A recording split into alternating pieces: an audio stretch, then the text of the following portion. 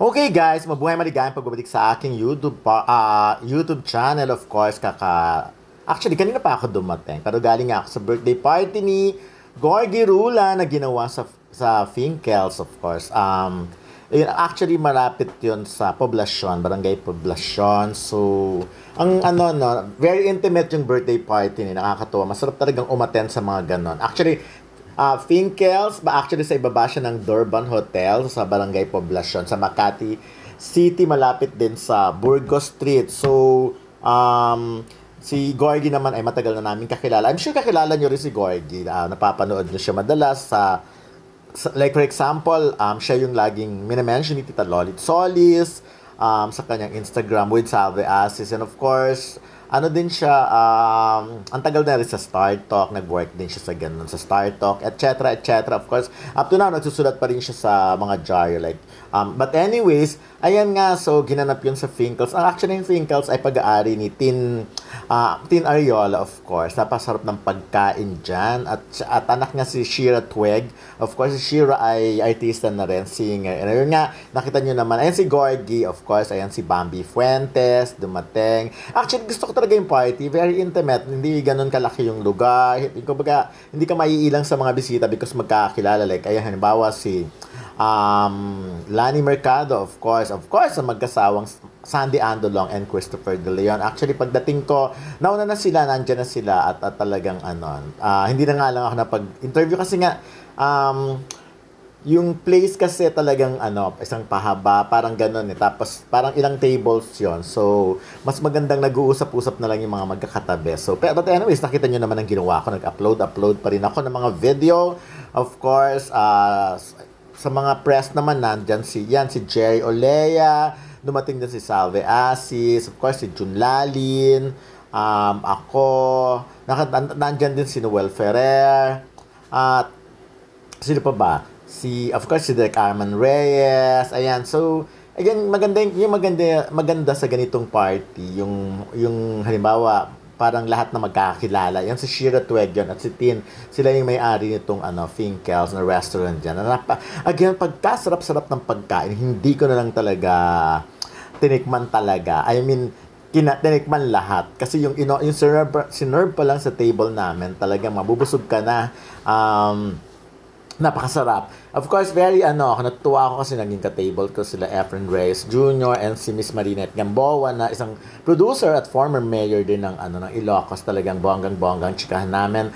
Nag-iisip sila talaga kung paano pa rin. Producer kasi chef. Nag-iisip sila kung paano makakatulong sa movie industry. Kasi nga, alam naman natin na at this point, bagamat kumita ng gusto ang Captain movie, ang Hello Love Again, pati na rin naman yung halimbawa. Pero kaya lang hindi pa natin talaga masasabi na nagbalik na talaga ang mga tao sa sinehan. Kasi after that, yun na. Ayun na nga. So, dito sa part na to, kinantahan na si Gorgie Rula ng Happy Birthday. Ayan, of course, dumating din ang mag-asawang Alex Gonzaga and Mikey Morada. Si Mikey ay tumatakbong vice mayor ng City Batangas. Na nagulat ako. Actually, wala akong idea. Hindi ko pa napapanood yung interview ni Tony Gonzaga sa kanya, tsaka yung vlog ni Alex nga, na kung saan tungkol doon ang kwento, habang ini-interview namin, siya nagulat ako, biglang yun na nga, sinabi ni Mikey, yung pinagdaanan na naman nila, at for the third time na ito, ikatlong beses na. So, anyways, ayun naman, nakita namin, si Alex kasi nakita ko December 2, sa birthday, sa Christmas party ng Speed, ayan, so nandun sila, but nung time pala na yun, preggy na si Alex nun, meron na. Kaya lang, again, yung kinuwento nga ni na medyo, ang tawag ni doon ay bugok pa rin yung itlog yung wala pa din. Pero nung una, nakita nila na meron, may heartbeat pa naman. Tapos yun na, well, sabi na lang namin, yun nga, kung ibibigay. Yun naman ang nila, wala, no pressure, hindi na kailangan ma-pressure. Naniniwala sila na ibibigay. Eto na, of course, dumating si Paolo Contis, na malapit kay Gorgie. Si Paolo, very quiet lang. At of course, maganda rin naman yung kakilala rin naman lahat niya yung mga nandyan. Si Paolo, actually, tinanong ko si Paolo, sabi kong ganyan, bakit lagi sila nagkikita nila John Lloyd Cruz and Patrick Garcia, napapansin natin, are they nag-uusap pa sila tungkol sa project or whatever? Wala daw, hindi raw wala daw. Ayun, kinikwento ko si Alex, si Mikey, of course, si Efren Reyes Jr., at si Miss Marinette Gamboa na producer, partner din ni Efren Reyes, at maganda ang kanilang, kasi taga Batangas din naman si at taga Batangas nga itong si Mikey, at syempre pag nasa politics, kasi dating mayor si Marinette, so parang alam no na nagkakasundo sila sa politika. So, ang dami-dami nilang kinuwento sa akin tungkol dyan sa mga plano nila tungkol sa kung ano ba talaga, kung paano magagawa. Ito na, at least si Paolo Contis talaga ay marunong magbigay pugay. At siya talaga ang lumalapit. Of course, sanay naman tayo, matagal ng artista si Paolo. Alam niya na yun.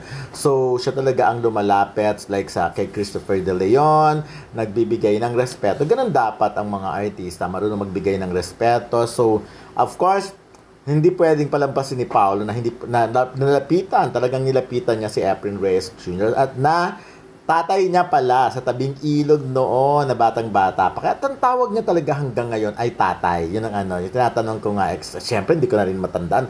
Ayun na, of course. Ito, nakakatuwang tignan ang pagkikita ng mga veteran like si Boyet and si Efren. Talagang ang dami-dami nilang pinag-uusapan talaga. Of course, sa party na ito, napag-usapan din talaga yung tungkol kay Miss Gloria Romero.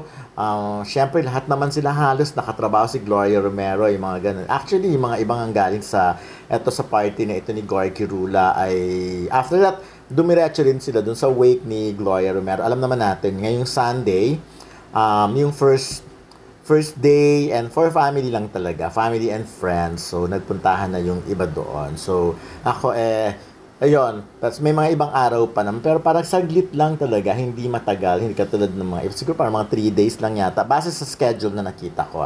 Of course, ang gaganda ng mga kwento nila tungkol kay Gloria, dahil totoo naman, sabi ko nga, si Gloria talaga, hindi ko nakitaan ever na naggalit. Wala akong matandaan na gano'n na, at talagang wala akong narinig sa kanya noon na nagsasalita siya ng masakit tungkol sa ibang artista. But anyways, ayan, I'm sure very happy si Gorgy Rula sa kanyang birthday party. Nagdatingan ang kanyang mga showbiz friends, mga alaga niya. Mga alaga kasi ni Tita Lolit. Alam naman si Gorgy, ang kanang kamay talaga ni Tita Lolit. So, siya ang nag-aasikaso sa kanila. At yun, ang iba, nagpi-PR din siya ng mga pelikula. So, ayan, katulad kay Alex at Mikey. Happy birthday again, Gorgy, and enjoy. Mag-enjoy ka sa kabuuan ng yung